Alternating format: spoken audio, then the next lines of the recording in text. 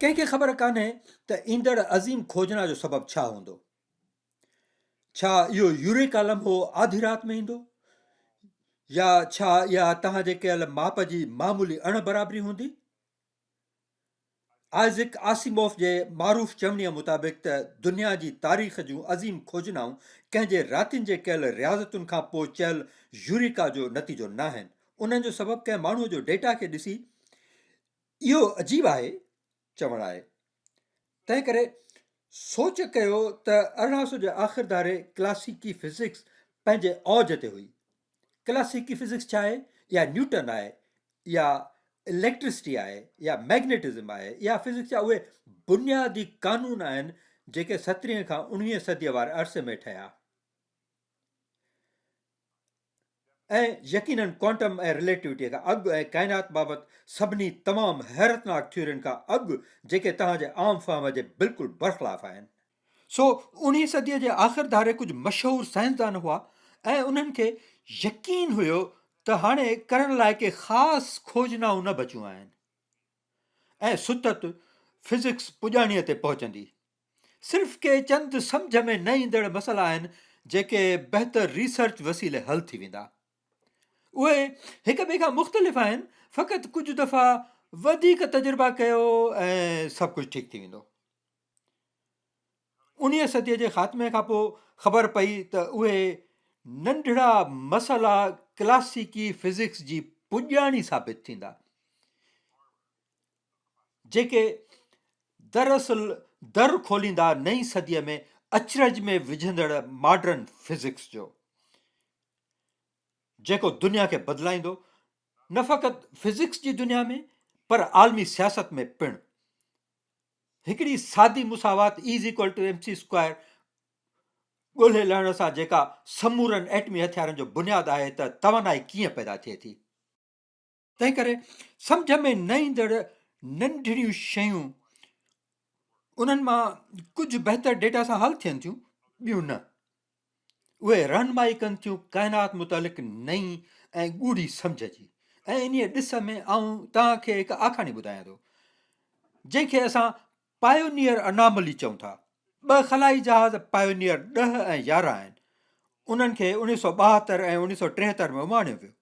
उन्हनि जो मक़सदु हुयो त ग्रहण ॾांहुं सफ़र कनि ऐं पोइ शमसी सिरिश्ते मां ॿाहिरि हलिया वञनि।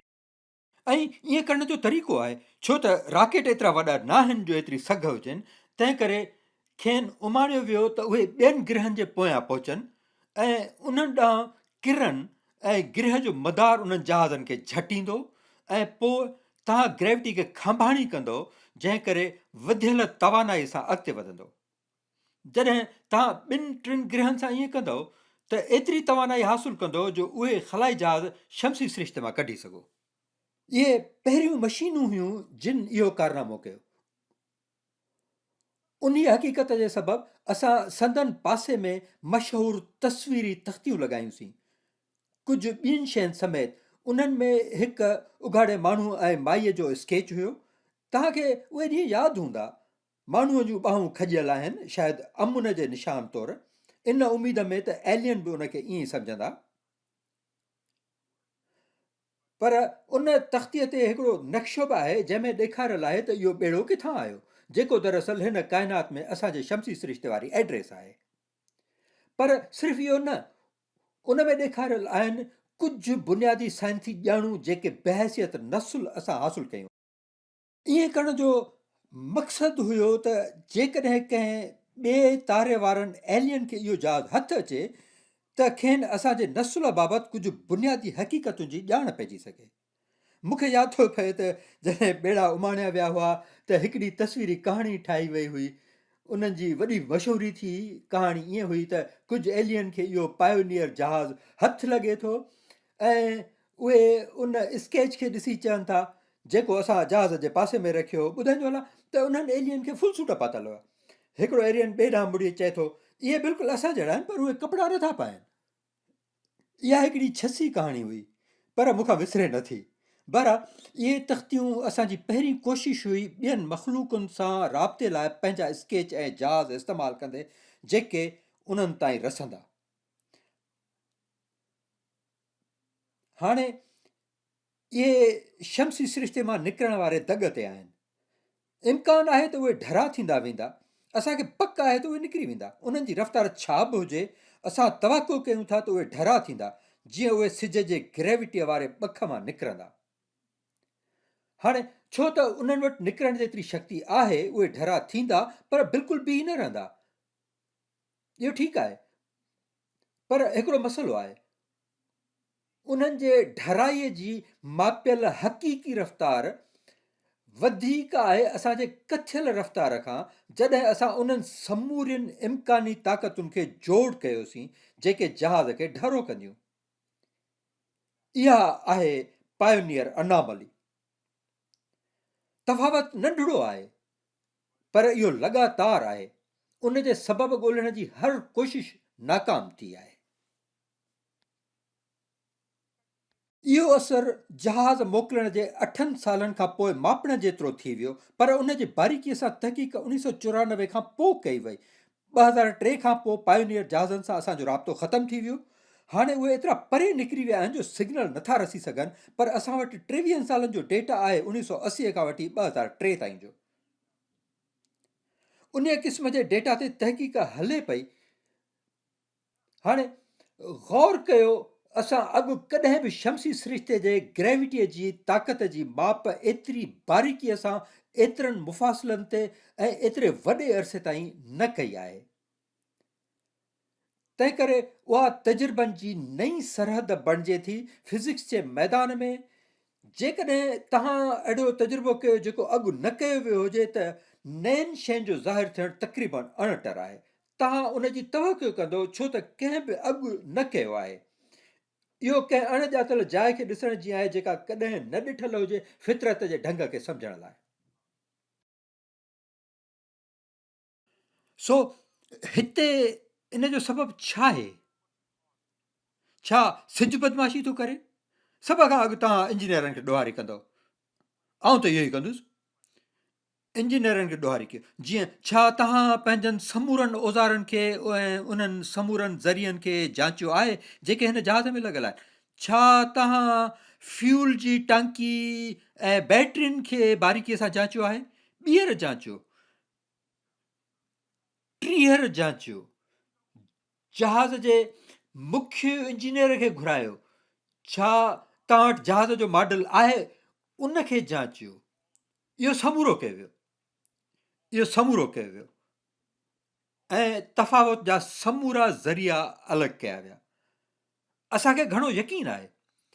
सो असां पाण खां पुछूं था, छा हिन तजुर्बे ग्रेविटी ऐं हरकत मुतलिक़ असांजे मौजूदा ॼाण जे आख़िरी हद खे वाइको कयो आहे?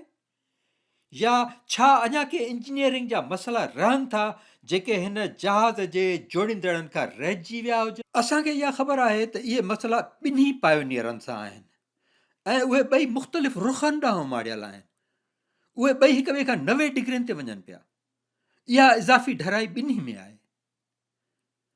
अॼु ताईं इहा पायोनियर अनामली हल न थी आहे। छा असां सम्झूं था त इहा कॾहिं हल थींदी? छो त अञा ताईं को ॿियो तजुर्बो नाहे उनखे ॿीहर जांचण लाइ। फ़िलहालु असां वटि फ़क़ति इहो ई डेटा आहे। पर आउं इहो ॿुधायां थो त जेकॾहिं इहा अनामली आहे ऐं हल बि न थी आहे, त हिन इंफॉर्मेशन खे असां सांढे रखंदासीं, उनखे दाख़िल दफ़्तर न कंदासीं ऐं फ़क़ति इंजीनियरनि खे ॾोह न ॾींदासीं। कंहिं नुक़्ते ते पहुची तव्हांखे फितरत खे दोष ॾियणो पवंदो। ऐं जॾहिं तव्हां वटि एतिरा मौक़िया हुजनि जिते फितरत बदसलूकी करे, त ॼाण घुरिजे त काइनात बाबति नई थ्योरी जोड़ण जो वक़्तु अची वियो आहे। थी सघे थो असांखे ईअं ई करिणो पए।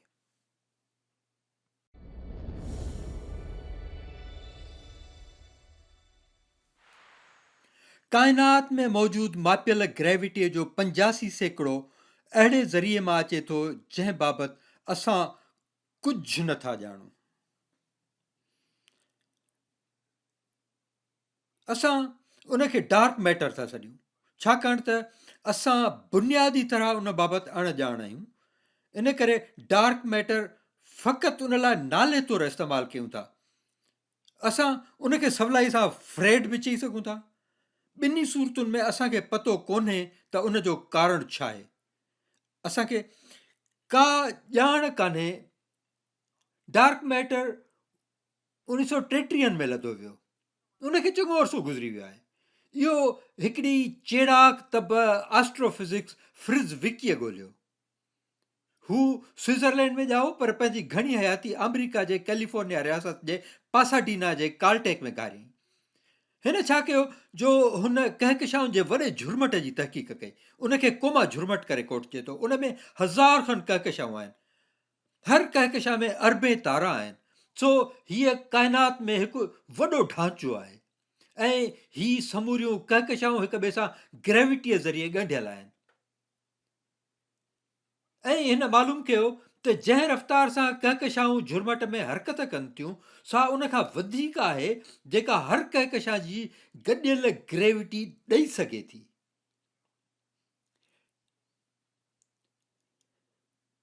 ॿियनि लफ़्ज़नि में जंहिं रफ़्तार सां उहे हरकत कनि थियूं त कहकशाऊं घणो अॻु हिक ॿिए खां परे थी वञनि हा। पर ईअं नथो थिए। उहे ॻंढियल आहिनि, पोइ बि उहे ॻंढियल आहिनि, उहे परे नथियूं थियनि।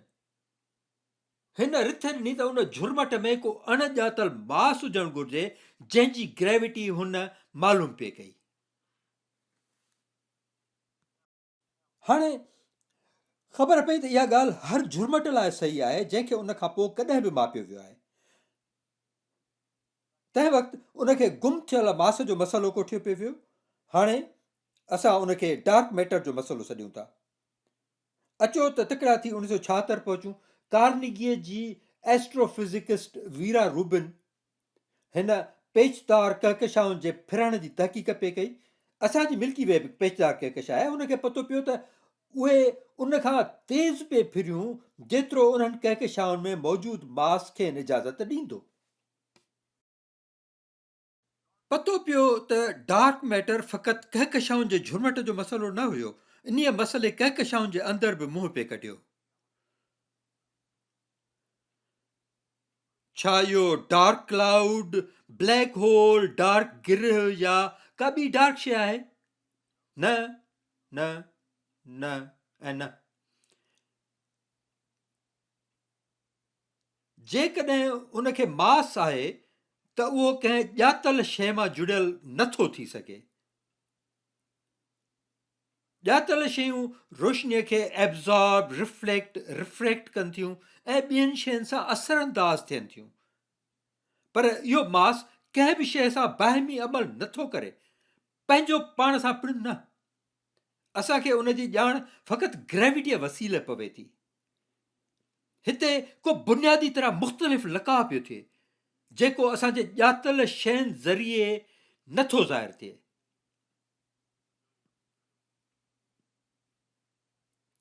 तव्हां पुछी सघो था त छा इहो को अणॼातल पार्टिकल्स जो कुटुंब आहे जेको असांजे ॼातल पार्टिकल्स सां असरअंदाज़ नथो थिए? ज़रूरु, छो न। दरअसल इन सोच जा इम्कान घणा आहिनि। माहिर पार्टिकल फिज़िकिस्ट अॼुकल्ह उन ते कमु करे रहिया आहिनि। छा इन जो सबबु ग्रेविटीअ बाबति असांजे ॼाण जी कमी थी सघे थो? ॿियनि लफ़्ज़नि में छा उन लाइ असांखे ग्रेविटीअ जी नई थ्योरी खपे? शायदि न। पर असांजा माहिर ग्रेविटी थ्योरिस्ट उन ते बि कमु करे रहिया आहिनि। हू उनखे मोंड सॾनि था, मॉडिफाइड न्यूटोनियन डायनामिक्स। ईअं थो लॻे त जेका तव्हांजी क़ाबिलियत आहे तव्हां उन ज़रिए ई मसइले जो हल ॻोल्हियो था। इहो मूंखे उहा पुराणी चवणी यादि थो ॾियारे त जे तव्हां मुतरका हुजो त डार्क मैटर जो मसइलो कोके जियां लॻंदो। तव्हां ॼाणो था मुंहिंजो पसंदीदा इम्कान छा आहे। थी सघे थो त डार्क मैटर कंहिं 85% वॾी ॿी पूर विछोट काइनात जो आम मैटर हुजे जंहिंजी ग्रेविटी सिमंदी हुजे उन काइनात खां असांजे काइनात मंझि। इहो मूंखे वणे थो। जे ईअं आहे त इहो ॿियनि काइनातुनि जे वजूद जो पहिरियों सबूत हूंदो ऐं इहो सबूत अॻु ई मौजूदु हुयो। डार्क मैटर जो मसइलो जदीद एस्ट्रोफिज़िक्स जो झूनो मसइलो आहे ऐं इहो अॼु ताईं हल नाहे थियो।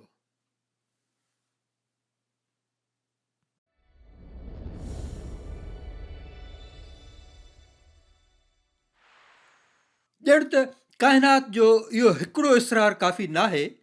ताज़ो डार्क मैटर सां गॾु डार्क एनर्जी अॼुकल्ह जे एस्ट्रोफिज़िक्स आॾो अणॼाणाए जो गूढ़ो सबबु आहे। 1990 जे ॾहाके जे आख़िर धारे साउल पलमेट्योर, आडम रीस ऐं ब्रायन श्मिट जे अॻवानीअ में रिसर्चरनि जे टीमनि मालूम कयो त फैलजंदड़ काइनात, जेका 1920 में एडविन हबल मालूम कई हुई, तेज़ तर थी रही आहे। उन तहक़ीक़ खे नोबेल प्राइज़ मिलियो। जेका शक्ति उन तेज़ीअ जो कारण आहे तंहिंखे असां डार्क एनर्जी चऊं था, पर छाकाणि त असां दरअसल उनखे नथा सम्झूं, असां उनखे आसानी सां ॿाहिरि चई सघूं था। आउं इहो चाहियां थो, आउं डार्क मैटर खे फ्रेड ऐं डार्क एनर्जी खे ॿाहिरि थो कोठियां। उन सां को फ़र्क़ु कोन थो पए। इहे असांजे अणॼाणाई मुतलिक़ नाले तौरु इस्तेमालु थींदड़ लफ़्ज़ आहिनि। उन्हनि लफ़्ज़नि मां तव्हांखे का मालूमात न मिलंदी। सो इहे हीअं था कमु कनि। जेकॾहिं काइनात में मौजूदु समूरियुनि कहकशाउनि जी ग्रेविटी ई सभु कुझु हुजे हा, त काइनात जो फैलाउ घटि थींदो वञे हा, वधंदड़ न हुजे हा। छो त ग्रेविटी छिकींदड़ फोर्स आहे, फैलाउ खे रोकींदड़। असांखे पतो पियो त को अणॼातल दॿाउ स्पेस जे वैक्यूम में अमल पज़ीर आहे। इहो ग्रेविटी सां मोह मुक़ाबिल आहे ऐं खटे पियो। असांखे उन जे बुण जो पतो कोन्हे, असांखे उन जी का कल कान्हे। असां उन जे डिघे मुदे वारनि असरनि खां अणवाक़ुफ़ आहियूं। अल्बर्ट आइंस्टाइन खे ग्रेविटीअ मुतालिक़ पंहिंजी थ्योरी, जनरल थ्योरी ऑफ रिलेटिविटीअ जे 1916 में इशाअत खां पोइ पतो पियो त हिन काइनात जे फैलजण या सुसण मुतालिक़ अॻकथी पिए कई। इहो अजीब आहे। तव्हां जेको कुझु ॼाणो था त काइनात कुझु बि करे सघे थी, जेकॾहिं उहा ई सभु कुझु आहे। इहो साइंस ऐं फ़लसफ़े जो ॻूढ़ो मसइलो आहे, सम्झ में न ईंदड़ वीचार। ऐं जेकॾहिं इहा फैलिजे या सुसे थी त छाजी निस्बत सां? ऐं तंहिं करे आइंस्टाइन पंहिंजी मुसावात में हिकिड़ो हिसाबी वाधारो कयो। उन वाधारे सबबि हुन ग्रेविटीअ जे सुसाईंदड़ असर खे कढियो ऐं काइनात जे मर्ज़ीअ जे ख़िलाफ़ु उनखे मुस्तहकम कयो। ऐं उन तरह सां हू काइनात खे साॻी पखेड़े में रखी सघियो, उहा पखेड़ केतिरी बि छो न हुजे। पर कुझु ई सालनि में एडविन हबल ॾेखारियो त काइनात दरअसल फैलिजे पई। पोइ आइंस्टाइन यकदमि उन हिसाबी वाधारे खे पंहिंजे इक्वेशन मां ख़ारिज कयो। ॼाणो था हिन मुतालिक़ छा चयो? हुन उन हिसाबी वाधारे खे चयो मुंहिंजे ज़िंदगीअ जी अज़ीम ग़लती। हुनखे ॼाण हुई या अंदर में महसूसु कयई पिए त इहो वाधारो को हक़ीक़ी कोन हुयो। काइनात में का अहिड़ी शइ कान्हे जेका मादे खे धिके वॾे पैमाने ते। न, मैग्नेट ईअं करे सघे थो, पर वॾे पैमाने ते मादे खे धिकण वारी का शइ असांजे ॼाण में कान्हे। तंहिं करे संदसि इक्वेशन में ही वाधारो हुन लाइ बि तमामु अणवणंदड़ हो। तंहिं करे ई हुन उनखे पंहिंजे हयातीअ जी वॾी ग़लती सॾियो। पोइ पतो पियो त डार्क एनर्जीअ जो वजूद संदसि इक्वेशन वारो वाधारो ई हुयो। संदसि इक्वेशन वारो वाधारो उहो ई कमु करे थो जेको काइनात में डार्क एनर्जी करे थी। सो दरअसल आइंस्टाइन जी वॾे में वॾी ग़लती उन जे हिसाबी वाधारे खे शामिल करण खे पंहिंजी ग़लती कोठणु हुयो। छा अज़मत दरअसल इहा न आहे त तव्हां ग़लति हूंदे बि सही हुजो। हाणे तव्हां हीअं कयो, तव्हां डार्क एनर्जी सॾाईंदड़ तवानाई खणो। उहा हिन काइनात खे हरकत ॾींदड़ समूरी तवानाई जो 70 सैकड़ो आहे। उन में डार्क मैटर जो सैकड़ो शामिल कयो ऐं असां निमाणाईअ सां इन हैरान कंदड़ नतीजे ते पहुचंदासीं त काइनात जो 96 सैकड़ो अहिड़ो आहे जेको असांजे सम्झ खां ॿाहिरि आहे।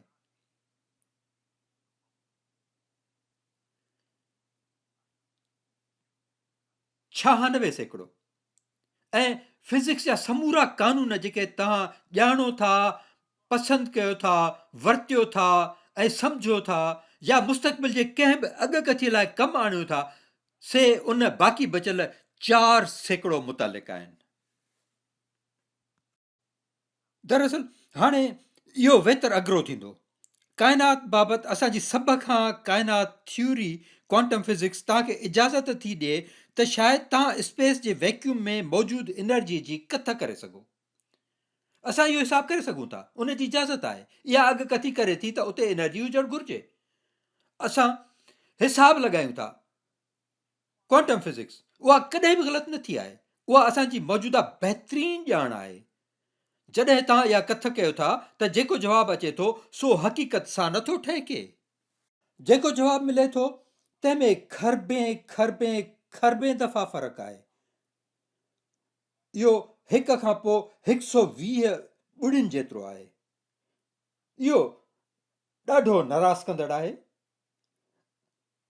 असां सभ खां वॾे मसइले लाइ पंहिंजी बहितरीनु थ्योरी किताब आणियूं था ऐं इहा असांखे कंहिं कम में न आहे। दरअसल इहो साइंस जे तारीख़ में कॾहिं बि आयल वॾे में वॾो तफ़ावत आहे थ्योरी ऐं मुशाहिदे मंझि। इहा आहे असांजी अॼोकी साइंस जी हालत। सो न फ़क़ति असां अणॼाण आहियूं, काइनात बाबति असांजूं बहितरीनु थ्योरियूं असांजी रहनुमाई नथियूं कनि। तंहिं करे मां सम्झां थो असां अंधनि वांगुरु पिया हलूं।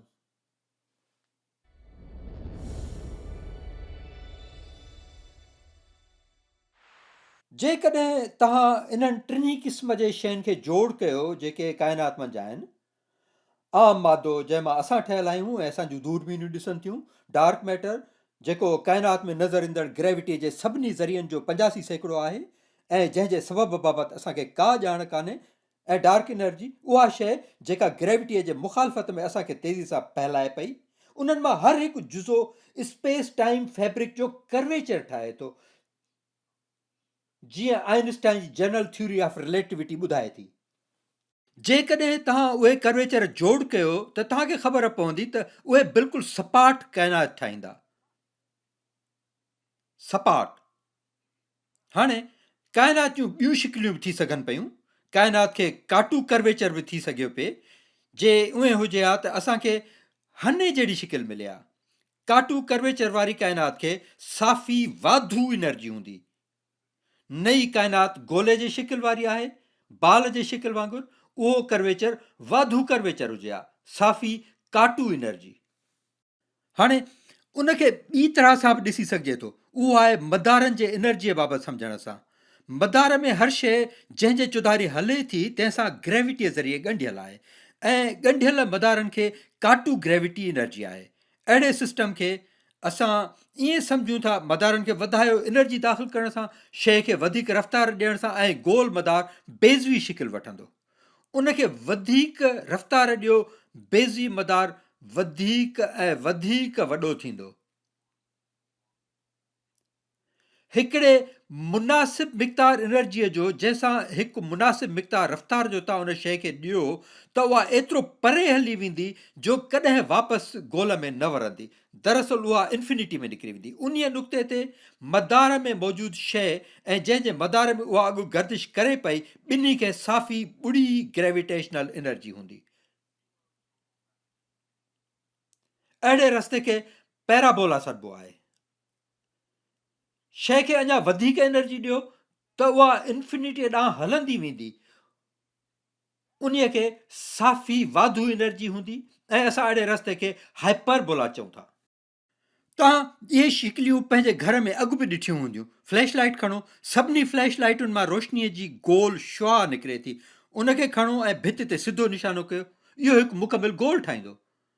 उनखे खणो ऐं थोरो पासीरो कयो, गोल हाणे बदिलजी वेंदो ऐं तव्हांखे बेज़वी शिकिल मिलंदी। फ्लैश लाइट खे एतिरो पासीरो कयो जो भित सां लॻी बीहे त तव्हांखे भित ते जेका शिकिल मिलंदी उहा पैराबोला जी शिकिल आहे।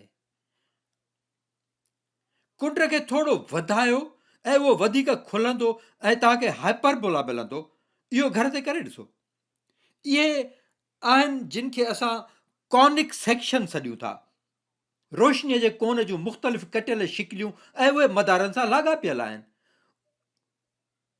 उहे शयुनि में मौजूदु एनर्जीअ सां तालुक़ में आहिनि। हाणे जेकॾहिं तव्हांजो स्पेस टाइम सिधो आहे जीअं तव्हांजो मदार पैराबोला ठाहियो त उन जो मतिलबु त काइनात, समूरी काइनात खे ॿुड़ी साफ़ी एनर्जी आहे। इन ते गौर कयो, जेकॾहिं काइनात जी शिकिल का बि ॿी तरह हुजे, वाधू कर्व या काटू कर्व, त उनखे ॿुड़ी एनर्जी न हुजे, उनखे काटू या वाधू एनर्जी हुजे। असां वटि ॿुड़ी साफ़ी एनर्जी आहे। तव्हां सोचींदा हूंदो इहो चङो आहे या बुरो। दरअसल इन में उमेद जी हिकु किरण आहे। इन जो मतिलबु आहे त तव्हां हिकु पूरी काइनात ख़लके सघो था कुझु बि न मां, छो त कुझु न में का बि साफ़ी एनर्जी कान्हे। जेकॾहिं काइनात में काटू या वाधू एनर्जी मौजूदु हुजे हा त असांखे इन सुवाल सां मुंहुं ॾियणो पए हा त उन इब्तिदाई एनर्जीअ जो ज़रियो छा आहे जितां हीअ काइनात फुटी। ऐं जेकॾहिं उन में एनर्जी जो कुझु मिक़दार हुजे हा त छो एतिरो मिक़दार अथसि, को ॿियो मिक़दार छो कोन्हेसि। इहा हक़ीक़त त असां ॿुड़ी एनर्जी काइनात में रहूं था, असां उन्हनि सुवालनि खां वांझा थी सघूं था। छा इन सां असां पंहिंजे कमीअ खां मुतमइन थी सघूं था? शायदि, पर इन नतीजे ते पहुचाईंदड़ अणॼाणाई असांखे कुझु ॼाण ज़रूरु ॾिए थी।